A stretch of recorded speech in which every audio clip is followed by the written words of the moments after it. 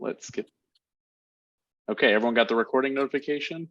Mm-hmm. Good to go. Yeah. All right, well, thank you everyone for joining us today. I'm Joseph Jiha, senior reporter with San Jose Spotlight, and this is our last reader panel for the election year of 2022. Now that we are 8 days out from our general election on November 8th, and it's November 16th today. So thanks so much for being here, and I'm looking forward to a great discussion. We have some questions that were kind of written yesterday and today, and some that were written just a few minutes ago as a result of some news in the San Jose mayor's race, where candidate Cindy Chavez has conceded to Councilmember Matt Mahan.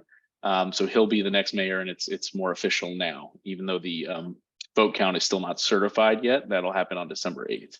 So let's jump right in here. Everyone can see the questions here. We all know each other pretty well by now, so let's get started. We'll start with question one, which is, were there any surprise results? Now, of course, we focus on San Jose here at San Jose Spotlight, but if there are county sheriff, there is, a race in Santa Clara for the mayor there where there's been some controversy. There's water board elections, as we've talked about before. Any surprises or any just initial reactions to any of the races? And then as you may see, if you're reading ahead in question two, I'm leaving a whole separate question for the mayor's race. So if you were surprised by the mayor's race, let's hold off. But any other races that maybe kind of caught your attention or that you had a reaction to you'd like to share? So it's Carmen. I'll go ahead and jump in. I was glad to see Measure I passing. So that was a biggie. So I was super excited about that. That was a surprise to me. And I do want to just mention at the macro level, at the federal level, I was relieved that things went the way they did. I had some real serious concerns about this red tsunami that was anticipated. So it was relieving to see that we have balanced things out a little bit more. Well, this is Don. I was surprised to see that Maya Esparza, the incumbent, lost her seat in D7. Typically, the incumbents don't lose their seats. I wasn't following it that closely. So I don't know what the particular reasoning was, but it seemed to me like she was a strong advocate for her community and she was the incumbent. So it's somewhat surprising that she lost her bid for re-election. That surprised me as well. And I wasn't following that one, but I had, her name was familiar to me because District 7's right next to 3 and felt like she'd been it. But so that just made me curious about what happened. Yeah, absolutely. Thank you all for commenting. Yeah, go ahead, Alex, please. Oh, yeah. I mean, I would say more than even surprising, it would elevate to the level of shocking. This is a council race that traditionally has been really close. I think the last few elections have been within a few percentage points. I think the first time Maya didn't come out on top, the second time she did. And now as an incumbent, she seemingly has lost by a lot. And there's no scandals like there was in District 5 8 years ago when Magdalena Carrasco unseated Javier Campos, an incumbent. So this is a council member who's been present and has been an advocate, I think, like Don said. So it's just raised money. So it's just really surprising. And I'm sure it's hard for Councilmember Esparza. And yeah, my heart goes out to her because she's been serving our community ably for a while. Yeah, fair points there, everyone. And we will get to a question a little bit later. I believe it's in question 3 about low voter turnout, and that may have been a factor there. It's very hard always to say definitively, right? Like there's an imperfect art and science to the idea of elections and campaigning and trying to understand the results of those things. So we can get to that a bit more, but yeah, certainly I think it's fair to say that a lot of people were surprised to see Maya lose, and we also had a comment in one of our turnout stories from an East San Jose organizer who was saying that indeed the Latino community as a whole was very much in support of what she was doing as a council member, and were appreciative of the service she was offering the district. No, it didn't sound like there was a lot of dissent building against her in her own district. So it may have been a turnout issue indeed, but I'm not pretending to be like a soothsayer here. But yeah, Alex, go ahead. Oh, just one more surprise. I kind of figured that Kevin Jensen would win the sheriff's race. He's been in the news many, many years, and I figured people would be drawn to his experience as a captain and the sheriff. And yet I also sensed that among progressives, there was late breaking support for his opponent, Bob Johnson, who seemed to shore up some support within the Democratic Party establishment. So in one sense, because it wasn't the most prominent race, I'm not surprised that it was close, because they almost had the same last name. And I think it was probably hard for people to pick. But at the same time, I figured Kevin Jensen would win the race because of his greater name recognition experience with the sheriff's office. But maybe like a lot of these contests, it was a change election and people looked at it and said, I want someone who has had no experience in the Santa Clara County Sheriff's Office ever. And maybe that's why Bob Johnson is still leading. And that race is separated only by looks like 1.5% or so. So pretty close. And that one has a large percentage of votes, right? 435,000 total votes as of last night's update. So still a little close there, pretty tight. We'll see. That one hasn't been called yet. Okay, well, look, thank you everyone for your input on this. Let's move on to question 2, which I'm sure a lot of you might want to chime in on. So we'll try to leave a little more time for this one, and maybe we'll shave some time elsewhere. So just this morning, I think right before noon, Cindy Chavez, longtime county supervisor and candidate for mayor for her second go round, has conceded the race to mayor, the race for the mayor's seat to Councilmember Matt Mahan, who's a first-term council member and had the support of Mayor Sam Liccardo, whereas the rest of the council was supporting Cindy Chavez. And of course, we don't need to go through the list of endorsements all around, but this is the basics. And so it's official now that Matt Mahan will be the next mayor of San Jose. What are your thoughts on this? There's no wrong answers here in terms of what kind of topic or reaction you'd like to offer. I was very surprised at how Liccardo's role ended up shaping things, because when I saw that 9 of 10, and correct me if I'm wrong on that number, 9 of 10 endorsed Chavez instead of Mahan on the city council, I thought she was going to clean up. But it just, to echo the results at a more general level, I thought that was shocking. I didn't expect that at all. I'll stay muted here. Everyone else can just chime in. Just be respectful of other people's space. Go feel free, and let's make sure we hear from everyone on this if you want to offer something, unless you're really passionate about not speaking about this one. I thought it would be close. So I'm not totally shocked, just because of kind of what I saw around the neighborhood and as I've moved through San Jose. So I kind of knew it was going to be close, and I just I hope he's able to work with the council, and I'm going to be watching kind of closely what he does in relation to housing and humane conditions for our unhoused population. Ellen, do you mind if I ask a follow-up there? What was giving you the indication it would be close? I mean, everyone on this call, as we've established before, is a pretty engaged watcher of the situations happening locally, but was it the money? Was it the business endorsement? Was the, what were the reasons that you thought it'd be close? They seem to be getting a lot of money, which I don't love in a mayoral race. And honestly, it was just I move around the city quite a lot because I'm going to different schools. So just seeing the distribution of signs and the people who are engaged, it seemed quite close, and it seemed like the endorsements were spread. I knew the city council were not endorsing Mahan, but I'm not sure that folks are feeling like the current city government structure is effective. So for me, the Liccardo endorsement worked against me being supportive of Mahan, because I feel like the city's not been working well. But I think, I have neighbors that I disagree with on almost everything. And we have conversations that things are not working well in the city. And so, yeah, I think, my support was for Chavez, but it did seem close to me. Yeah, I know we have thank you for elaborating. I know we have a few open Chavez supporters on this call, and I don't see Patrick with us today, but we know he was supporting Matt Mahan. I believe there's a couple others, or at least one other who was supporting Matt Mahan. But yeah, interesting thing you pointed out is, yeah, maybe the Liccardo endorsement kind of actually pushed some folks away from Matt, right? Because if they don't like the way things are going currently, and the implication with the endorsement being that it might be some sort of continuation of Liccardo's policies, although Matt has, called for change, right? And said, like, we need a new direction.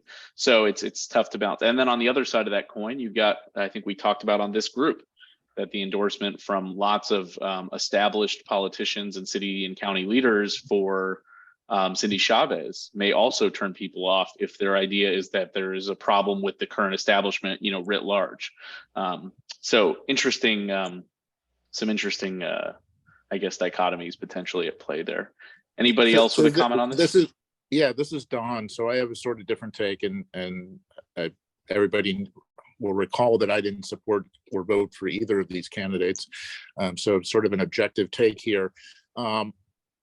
8 years ago, there was a pretty clear geographical demarcation of the votes between Liccardo and Cortese, with the center and downtown sort of being relatively even meshing, but west of downtown was for Liccardo, east was for Cortese. It'd be interesting to see if we see it line up relatively the same way, and Liccardo narrowly defeated Cortese.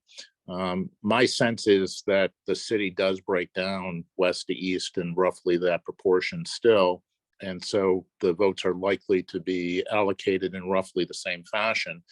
I don't know that the endorsements meant a lot. It's clear that the balance of the elected official endorsements were for Cindy rather than Matt. And Liccardo has high negatives. But Cindy Chavez has been around a long time, and I think this was a referendum on her as opposed to Matt Mahan, who's sort of a sphinx to a lot of people. He hasn't been around for a long time, doesn't have much of a record, and therefore this was a referendum on Cindy Chavez. And because she's been around for a long time, she's made a lot of enemies over that period of time, and that's had a lot to do with it. And I think a lot of people held their nose and voted for Matt Mahan because they wanted anybody but Cindy. And I know a lot of people have expressed that view to me. No way, Cindy. And I know Cindy. I supported her many years ago in her first council run. So I've known her for over a long period of time and like her as a person. I cannot vote for various reasons, very similar to why I can't vote for Matt Mahan.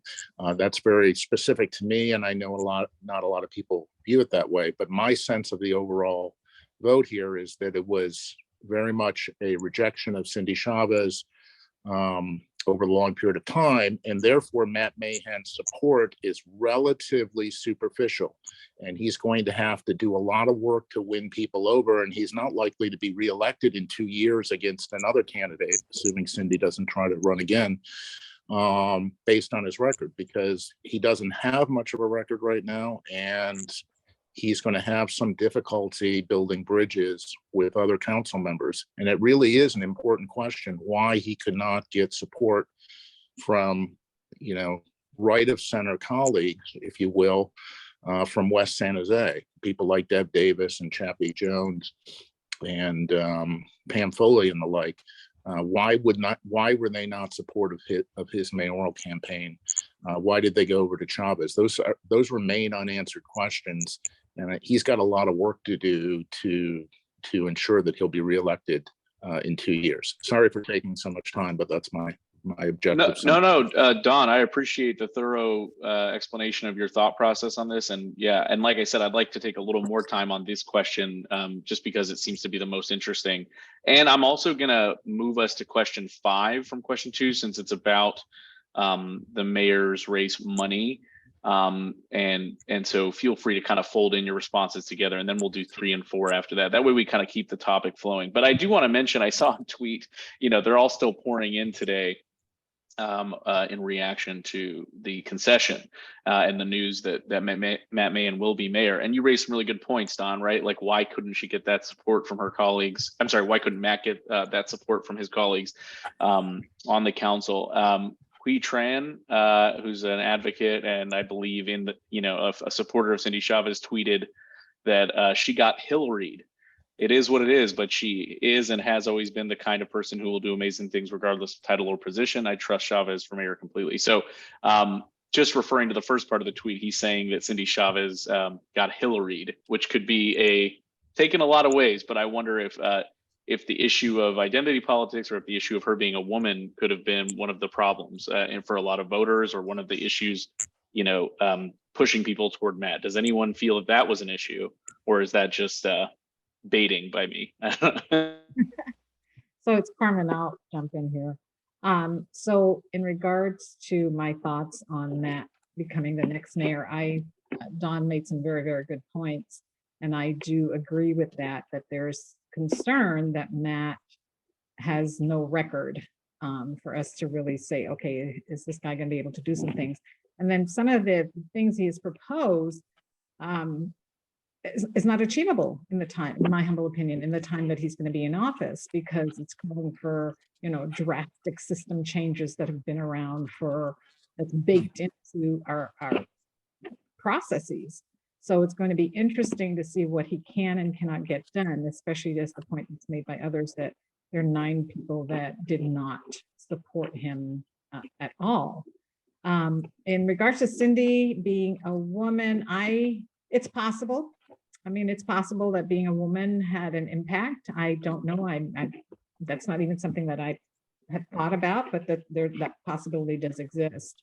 I won't be surprised if folks voted that way because of that. But I do feel that for me, when I've gone to all the different forums, and I went to many because I really wanted to hear these folks speak up, because this is a critical year for us. These next 2 years are super critical.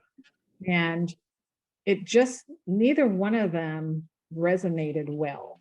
They did not have, in my humble opinion, again, really solid, specific, tangible policies and programs that they were looking to implement.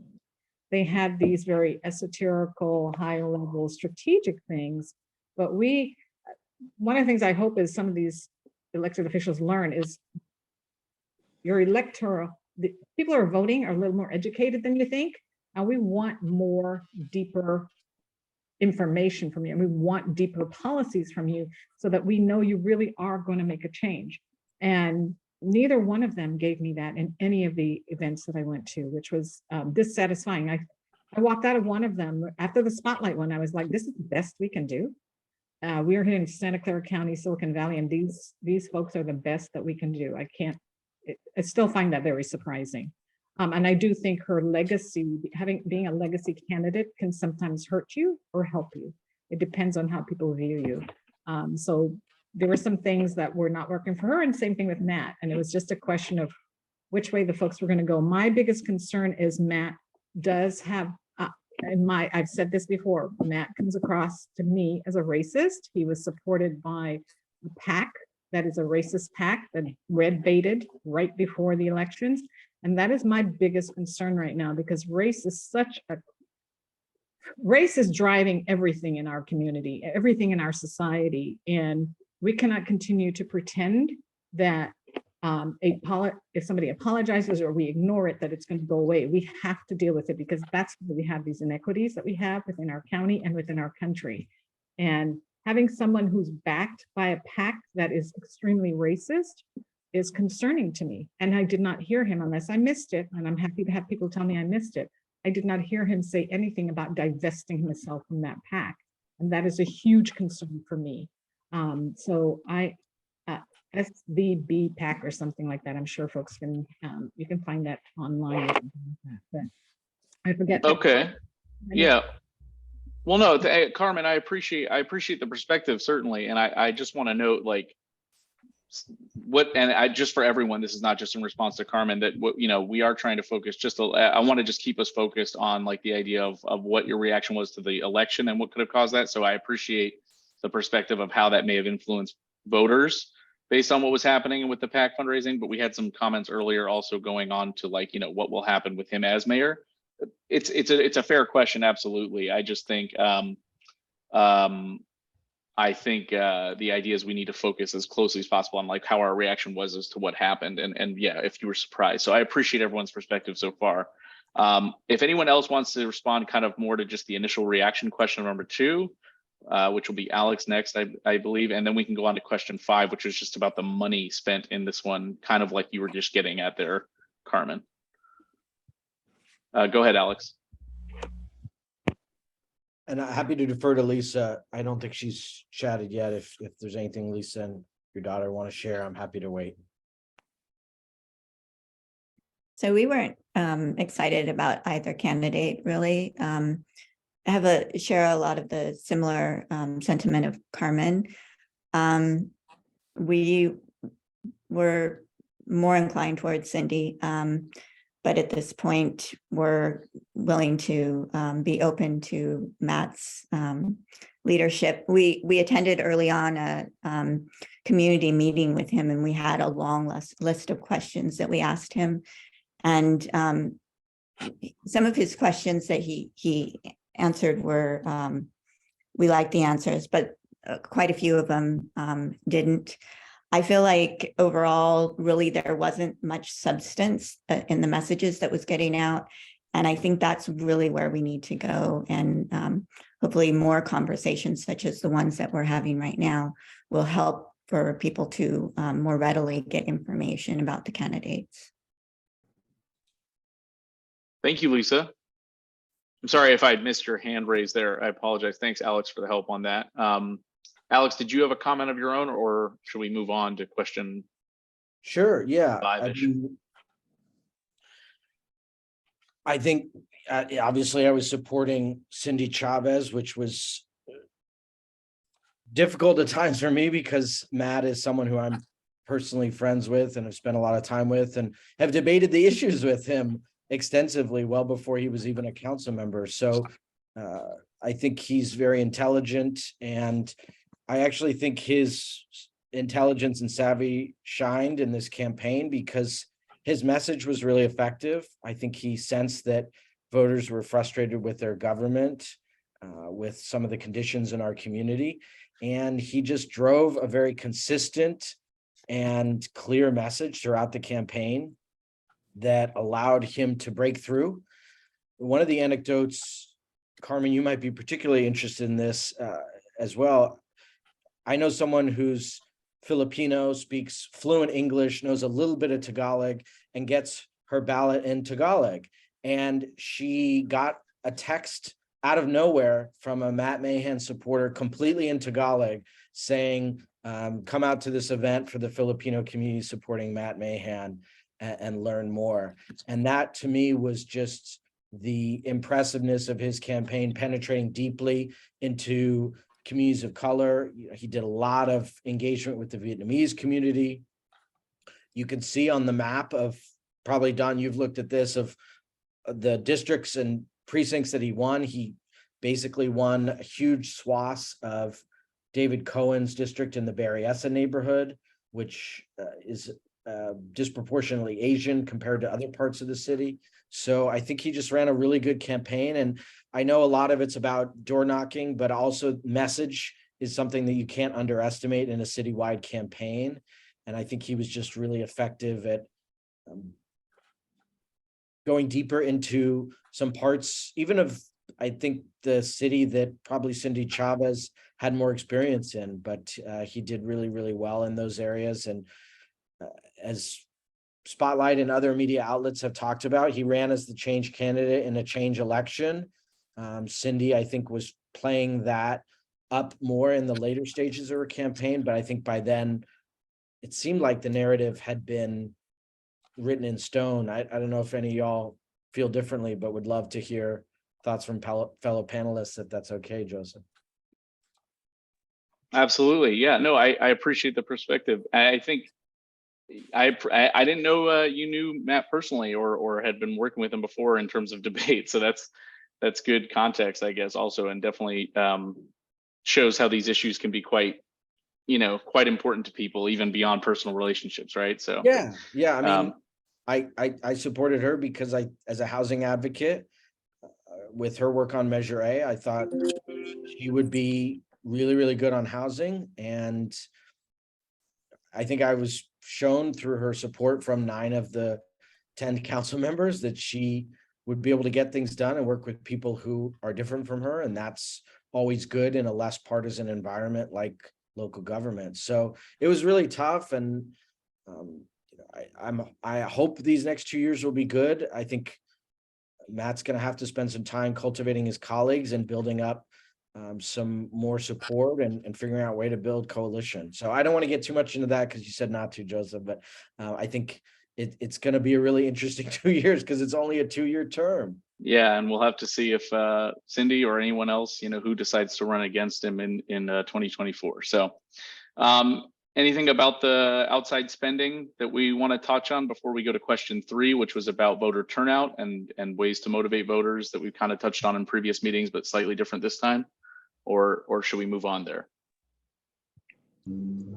Well, it's disappointing that we've seen these massive independent spendings on behalf of the candidates, especially the 49ers. I think that turned off a lot of people to Cindy Chavez, and there really wasn't any explanation for what that was about. So all sorts of different theories could arise as to what they must have wanted from Cindy. And then, of course, Liccardo and his sort of alternative to what had been the chamber PAC historically, and then the efforts to hide the ball on that. All of those things are highly disappointing, and so on both sides. Again, I didn't vote for either of the mayoral candidates, but I was somewhat disturbed to see the level of special interests on both sides of the campaign. And it's Carmen, I definitely second Don's words. I too am concerned. What's concerning to me is the fact that we're willing to spend this kind of money on campaigns, but don't want to spend this kind of money on helping communities. It's shocking, actually. It makes no sense, actually. In my mind, I'm just going, how is this possible when whenever you propose something, the first thing you're going to hear is, where are we going to get the funding? But yet when campaigns are run, ooh, money comes out of the woodwork. It just comes pouring through, but nobody says anything. And so it's just shocking and frightening. And we've got to figure out how to stop this from going forward.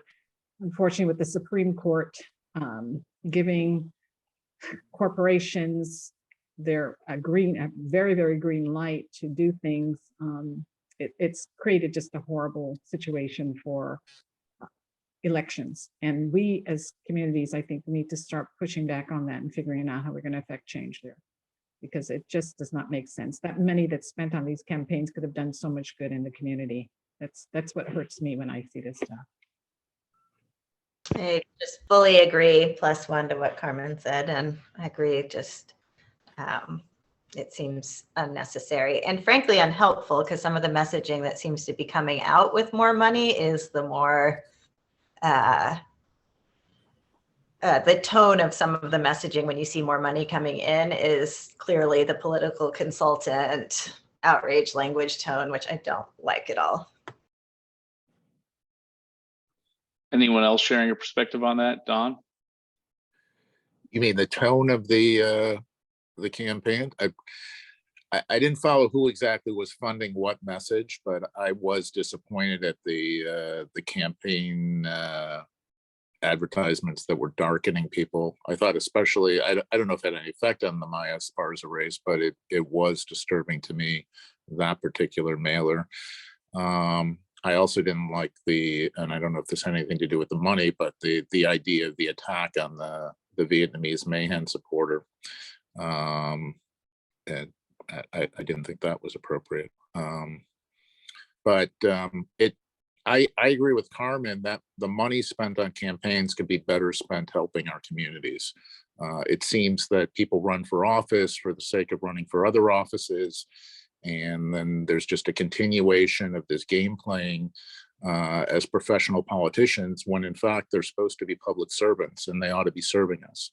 And I'm not seeing that in our current political environment, either locally or more broadly.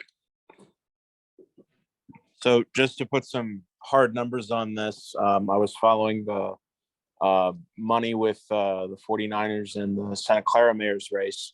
And the San Francisco Chronicle calculated that as of November 1st, the 49ers had spent on average about $80 per registered voter in the city. And Becker still lost by a little over 1,000 votes. So to me, you can't really refute that. You can't really say that these campaign contributions have any utility. I think for people who are on the fence about what everyone else has said about funding these junkets, the numbers are there. It could have gone to schools, it could have gone to parks, it could have gone to libraries, but that money's all gone now, and for what? Yeah, Vicente, you make a great point. That's one of the more stark examples, right? I think we were talking about San Jose's mayor's race, but we know the 49ers gave some nearly $1 million or nearly $800,000 to Cindy Chavez's campaign.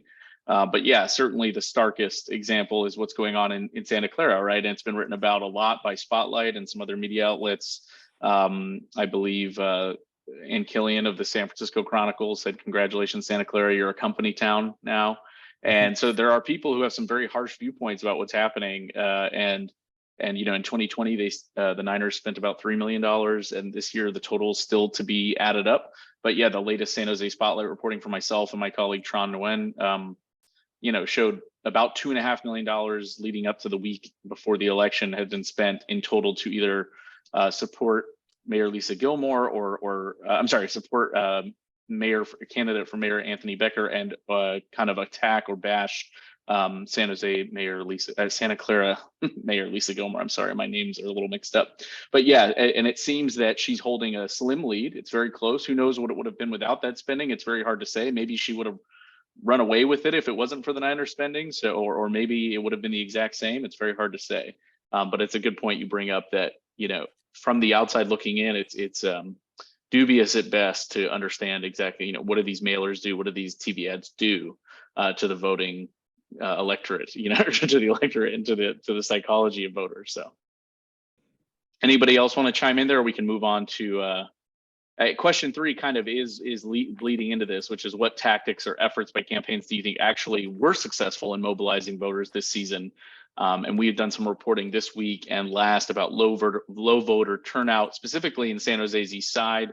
But also, it's a midterm, and we're looking at, as the registrar is predicting pretty successfully, somewhere between 55 or 65% voter turnout tops.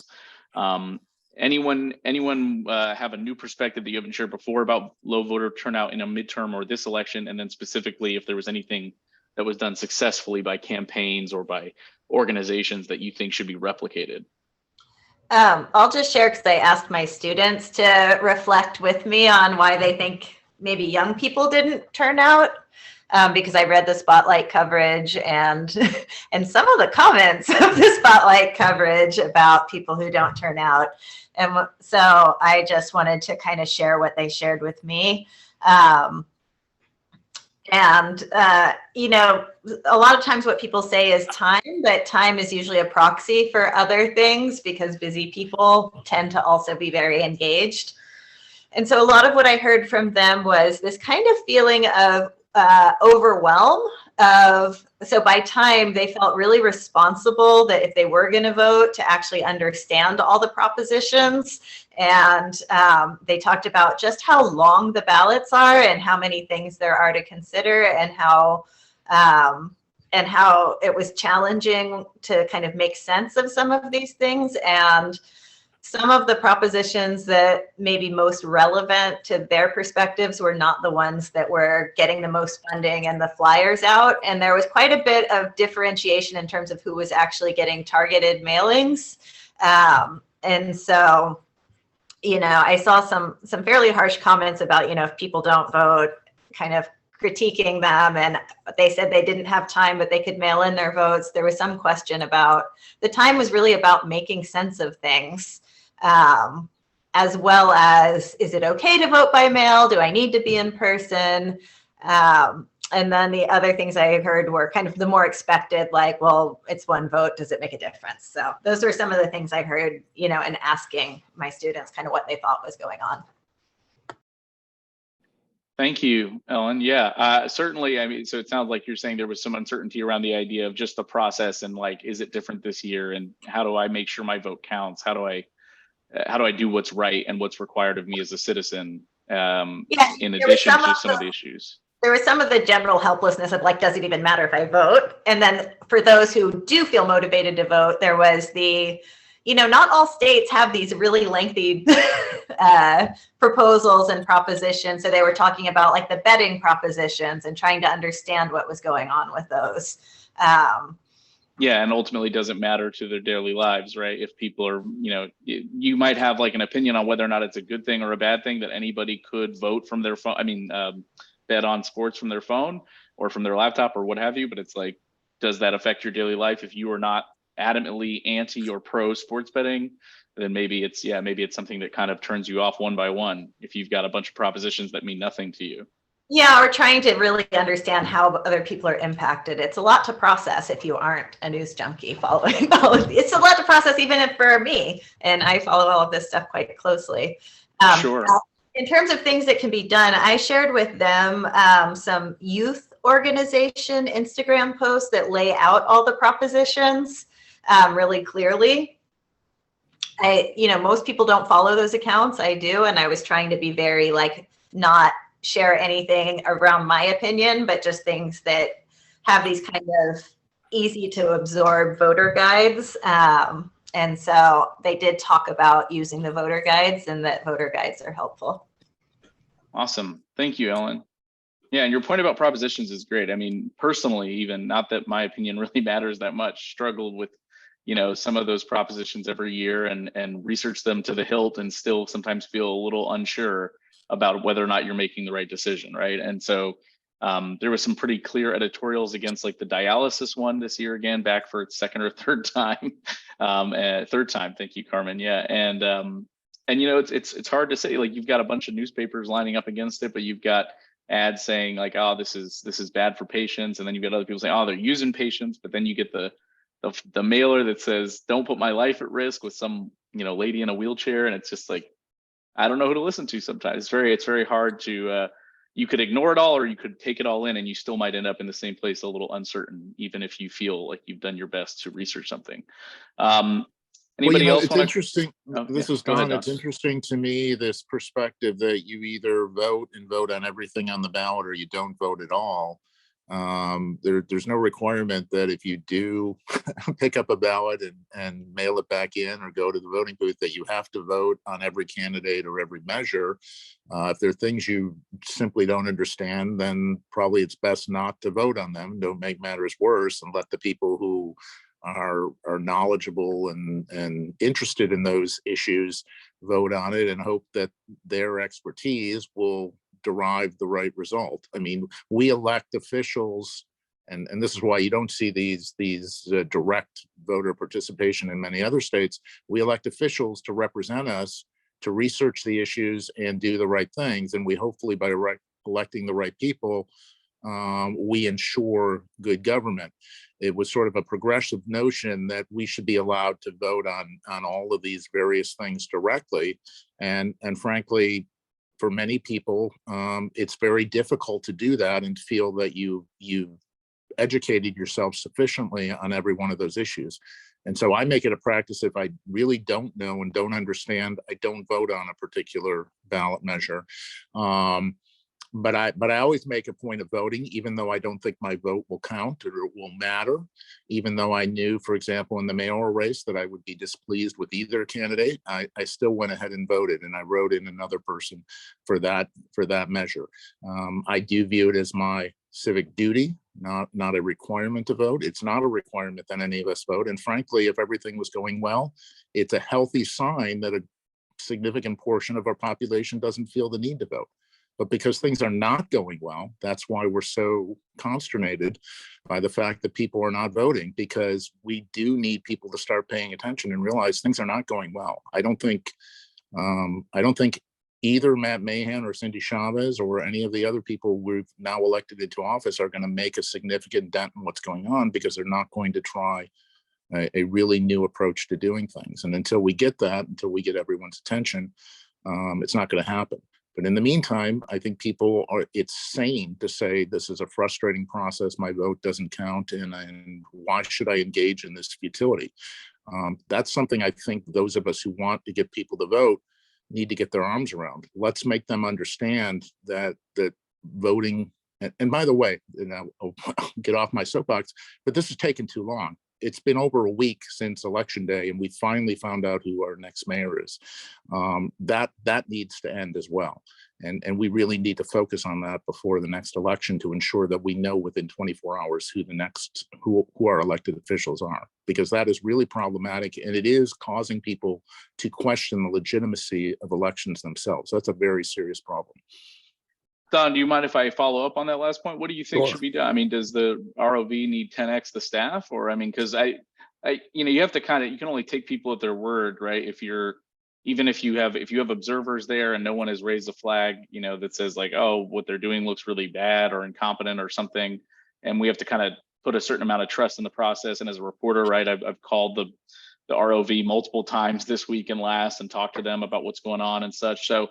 And I know there's other counties that are moving even slower. I know that Alameda County is having a tough time getting out all the votes. But I guess my question to you is, what would you like to see happen with that? Because at this point, I haven't seen any impropriety or evidence of impropriety. Yeah, and I'm not saying there's specifically improprieties, but the delay is building the perception of impropriety, even if there is none. So that's a concern, regardless of whether there's no impropriety. The perception is building among the public that and if Cindy had come back, I think that would have caused its own, the delay had allowed her to overtake Matt Mahan, who was leading the entire way. That would have caused its own problems, right? But here's what I think needs to be done. A lot of this relates to, I think, a series of state measures in the last 5 years or so that has allowed for essentially universal mail-in voting, and it's employed the DMV to this purpose. And the reason for this is obviously to encourage more voting and make it easier. But there needs to be a review of all of that. There needs to be an understanding of, for example, when mail-in, if you're going to allow everybody to mail in their ballots, when they get sent in. In other words, everything postmarked that's received a week later, those sorts of things need to be reevaluated to ensure that we are counting all of the ballots in a timely fashion. I've been sending in a mail-in ballot for many years. I don't see a problem with that, but there needs to be some tweaking of the statewide legislation. And I think that will go a long way to ameliorating that issue. So reevaluation of the cost benefit, because yes, you're absolutely right. Hit it on the head. The universal mail-in ballots and the time allowed to send them in, meaning that it only needs to be postmarked by the 8th and got to the ROV in Santa Clara County by the 15th or by 7 or 8 days, 7 days after the election, then that counts. But the back end of that decision to make it much easier and much more universal to get a ballot and get people to vote is that it takes longer to count. So I mean, there is a direct correlation. Let's go to Lisa. Thank you. There are a couple of things that I wanted to add. Our family participates with an organization called Braver Angels, and it's a national organization. But I think that the work they do could be applied locally as well. And they bring people together in conversation around particularly issues that people feel particularly strong about from all over the political spectrum, Democrats, independents, and Republicans. And I think if we can have more of that type of conversation locally, that would encourage people to vote. We've heard in our meetings with them, we've heard people longing for more of this type of conversation and just wondering where they can get that.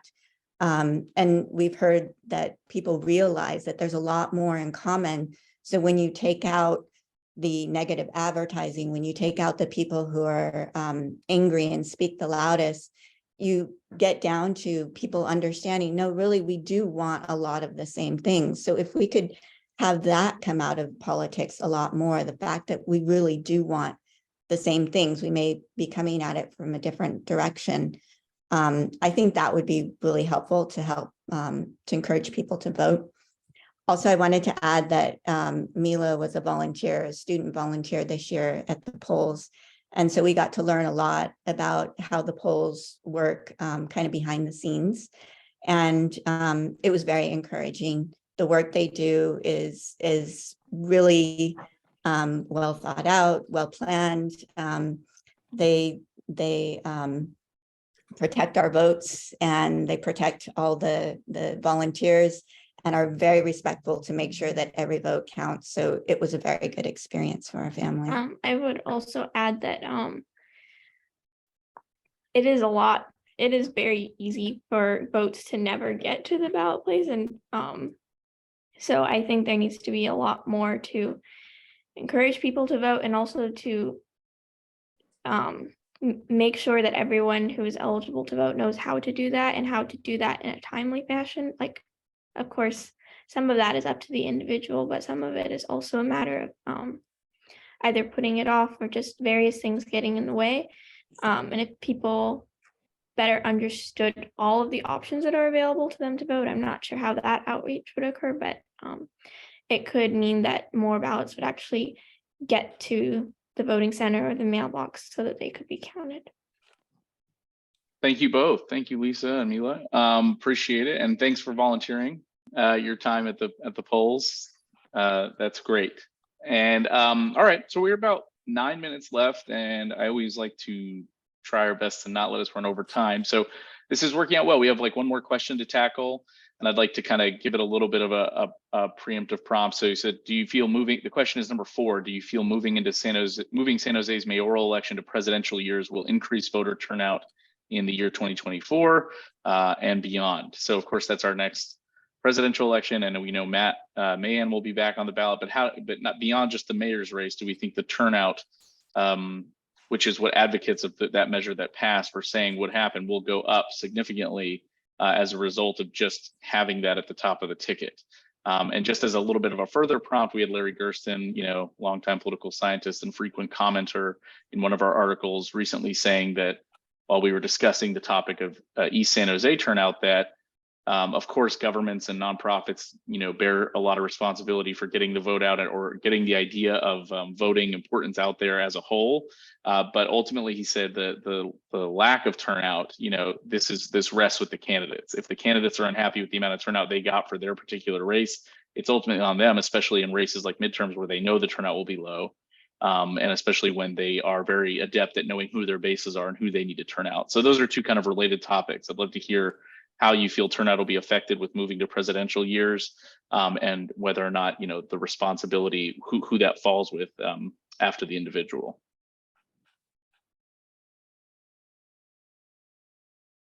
Don't all raise your hand at once. Let's take it one part at a time. Do we think it'll be a better turnout in 2024 and going forward, even if it's the first time we're moving local elections to that? This is Don. I think it absolutely will. I think there's every reason to believe that turnout is higher in a presidential year than it is in an off year. So there's every reason to believe that in fact there will be more votes cast for mayor in 2 years than were in this cycle. And if the thinking goes that the top brings people to vote at the quote bottom, i.e. the local races, you think about this midterm, we had what? No statewide races that were that enticing or close. Not only the candidates, but the ballot measures. I mean, we may have heard a bunch about dialysis and gambling, but I don't think anyone was that fired up about any of the ballot measures. They weren't cultural, cross points. They weren't Prop 8s or anything. They weren't going to the direct core of people's lives necessarily. Yeah, so I think this election, it was, for me, there wasn't much at the state I was interested in terms of the candidates. I had people I preferred by far, but I didn't think it were going to be close races. So, and they weren't by and large. So I think not only will we have a presidential race, but we may have a new senator, running potentially in our state, and probably, I was just reading, Joseph, that I think there's going to be a minimum wage ballot measure in 2024. So there are going to be some hot topics that are going to draw a lot of interest, I think. Thank you, Alex. Anyone else? Yeah, I just agree. I think I remember voting for moving the election to align with the presidential, because just statistically turnout is always higher for presidential elections. And, the downside is we're going to see another huge influx of money for another mayoral race in 2 years that could be spent elsewhere. But I think, it's a good realignment to happen. And yeah, I think it's going to be helpful. Thank you, Ellen. Back to Lisa. And then maybe we hear from Vicente if he wants to offer a comment, and then we can wrap up, and maybe Carmen. I just wanted to say on the topic of if the ultimate responsibility for turning out voters rests with the candidates, I think that's probably true to a certain extent, especially considering how much money all of these candidates have compared to governments and nonprofits, but especially for smaller races, if what's determining turnout is based on the amount of outreach the candidates can do, which is pretty closely related to the amount of money they have, that just makes it all the more powerful how much money a candidate has. And that's more influence that they have from outside organizations. So I think in order to have better elections, we need to have universally higher turnout and more of a culture of turning out to vote that's not just dependent on how much excitement candidates can generate from their fundraising. Thank you, Mila. Yeah, and that's under the current system. You're right. That's exactly how it goes, right? Money equals at least the ability to try and influence, if not influence. Does anyone think we should mandate voting in the state or the country like other countries do? I mean, you'll get 90% turnout and small fines for those who don't, but does anyone think we should do that? Yeah, don't you're think right. we We should- will get. Oh, go ahead, Carmen. Was that you? Sorry, it's Oh, Lisa. no, Lisa, go ahead. I don't think we should mandate voting, but I think that we should make it much easier for people. So maybe a holiday or funding to go to support people who are working hard. I think we lost you just at the very end there, Lisa. You said funding to go toward people who are working hard, and we didn't hear the end. People who just aren't able to make it to the polls to Okay. help them. Thank you. And then I believe we were going to go to Carmen for a comment, and then Vicente maybe, or Vicente then Carmen. Yeah, it's that way. Vicente and myself. Go ahead, Vicente. Oh, okay. Thanks, Carmen. Yeah, I agree. Short of mandatory voting, it's not really going to latch on, because I think our country's an individualist society, and we see the freedom to not vote as a really important idea. I'm not really sure if that's a positive or negative attribute to our culture. I know that a lot of people here would say it's negative, but I think more than anything, though, you'll want to make sure that the voting process is transparent. I think the most important thing that we can do to ensure voting rights is to push back against the encroachment on access with voter ID laws, redistricting, gerrymandering, people who cheat. I think more than anything than encouraging people to vote and saying, the company corporate messaging and the candidate messaging or the nonprofit messaging is to push back against the cheaters, because we've seen that happen ever since Shelby County, where they struck down Section 5 of the VRA. It's this precipitous decline of access to polling places in predominantly rural areas, in majority Black districts, and it's crucial that more than get out the vote, that we say, you will not encroach on these fundamental freedoms. Thank you, Vicente. And let's wrap up with Carmen, and then we'll close out the meeting. Right. So I am happy that we're moving our mayor election to presidential years. I think there's a lot of voter burnout, and so it'll be nice to be able to have some breaks in the work and stuff that we're doing. And I don't believe we should mandate it voting, but I do like Lisa's idea of let's create it to being something that people are engaged with, and make it either a holiday or something where it's people are out there actually going doing the work. So that's where I stand with that. So thank you very much. Thank you, Carmen. And just briefly in the chat, Ellen says we want informed voters. And Alex said he'd be open to requiring voting like Australia does, and he hasn't read complaints about that yet, but I guess there's probably more to be said about that topic. So that was just a throw in. I know that wasn't part of the questions. That was just a quick question for me.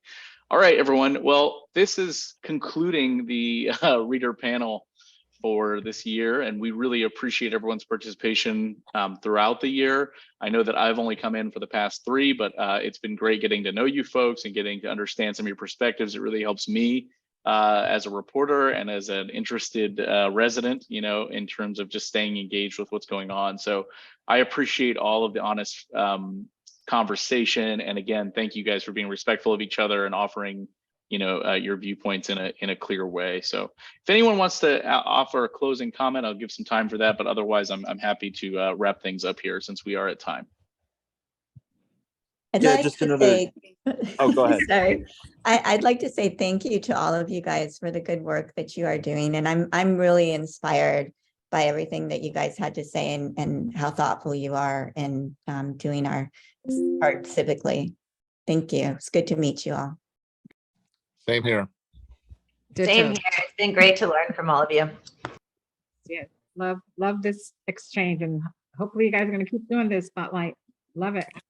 Yes, I'm sure we will. But thank you all for participating, because we wouldn't have it without your guys' help and you know, being a part of it and making time for it. So, all right, guys, I'm going to wrap up the meeting. Thank you so much, and have a good rest of your afternoons.